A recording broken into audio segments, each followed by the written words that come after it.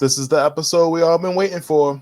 This is the one that everybody has been talking about, and it's finally here. Um, this is episode 3 of Halo on Paramount Plus, and we are talking spoilers. So if you didn't know, this is a spoiler episode. So this episode, we come in and we get the backstory on one of our prominent characters in the show who is working with the Covenant. Can you believe it? She's working with the Covenant. And we find out a little bit more about her backstory and, seeing that the Covenant were originally looking for her and she was the one that they need to find the power sources that we now know as the source of like the Halo rings. So, like I said, it was like the power sources that we now know that powers those rings.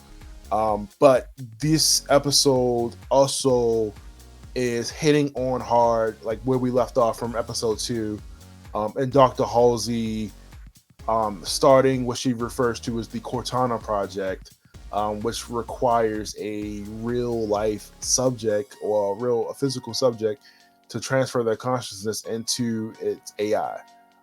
We find out that she is using clones of herself that she's done numerous times over to get this project going. She's cloned herself to put her brain into the AI because, she considers herself the smartest person. She clones herself and puts herself inside the AI, and then, of course, they insert this AI inside of Master Chief's freaking skull.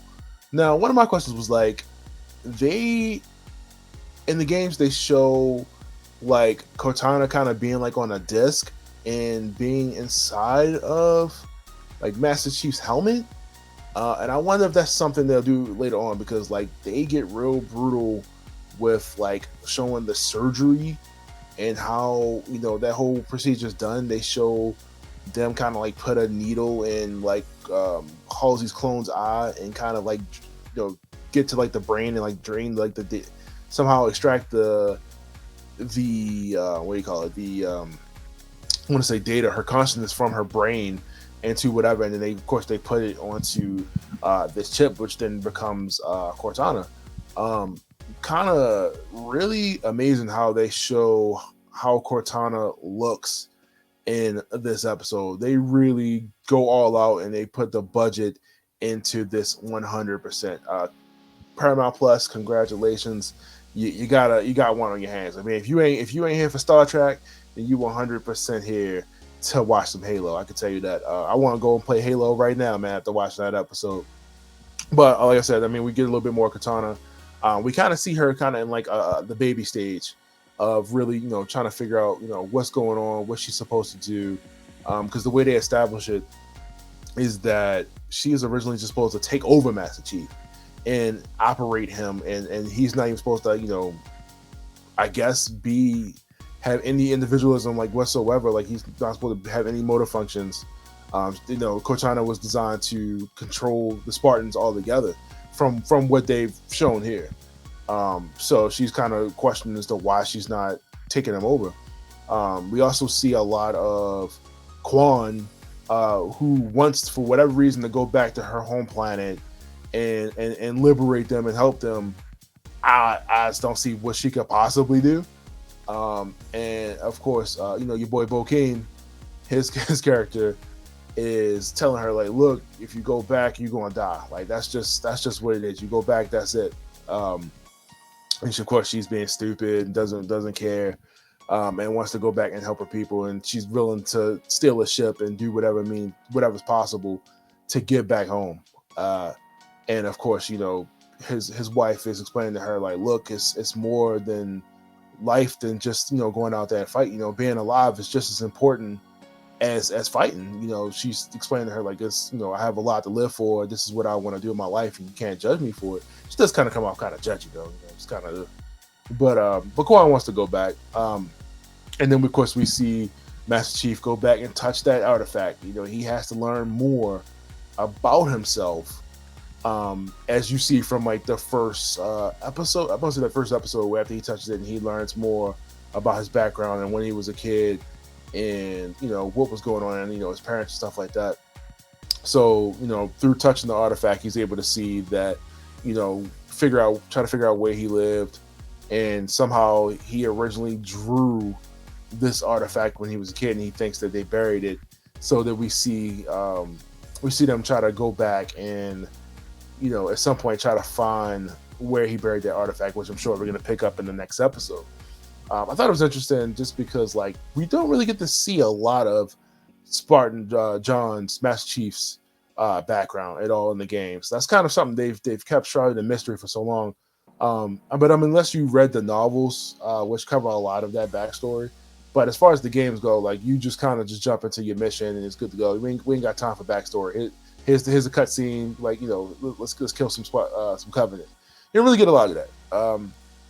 I just thought it was interesting, especially because this show's taking a lot of. It's not really hitting the action too hard these last couple episodes. They're really trying to hit the backstory, which I appreciate because, like I said, we really don't know a lot of Halo. I'm not really sure how long this is supposed to be as far as episode length, but I do know we probably about to gear up for some action pretty soon because we've been out of it. And like I said, this was crazy because we really get to see Cortana, I guess, physically manifest herself as an AI in front of everybody. And when John shows himself, he talks to the other Spartans. She just shows up, without permission and just starts talking to him. I thought it was interesting how they were she's just able to manifest herself in kind of the real world, especially since it's supposed to be something that's in his head. So I wonder how that works. It's projecting to his eyeballs. How exactly does this work?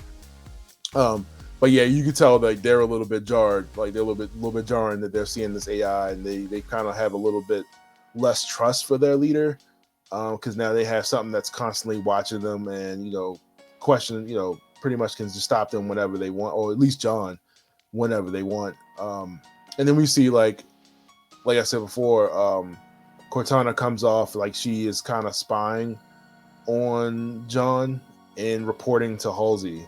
And of course she tells them look, keep him going. You know what I mean? Whatever you gotta tell him, keep it going so that they trust you, so that this works. But eventually, like I said, it's probably gonna be a while before we see that friendly relationship that we get in the video games between Cortana and Master Chief. And as that dynamic goes on, and we get this war that's going on with the Covenant. But like I said, it was overall a good episode. A lot of backstory. Oh, forgot to talk about the alien invasion, the worms on the ship. Now that scene was crazy.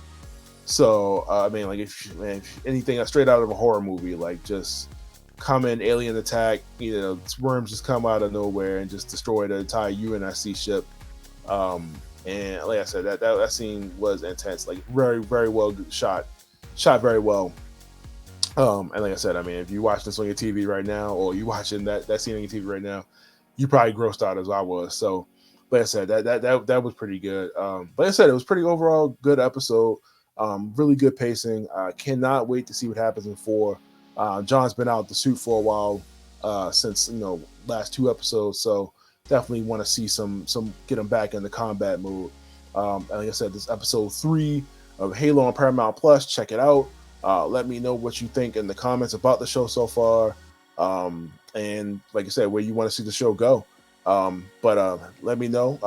Don't forget you can reach out to us on aroundthegeek.com as well. But let me know what you thought about the episode, and I will see you guys later.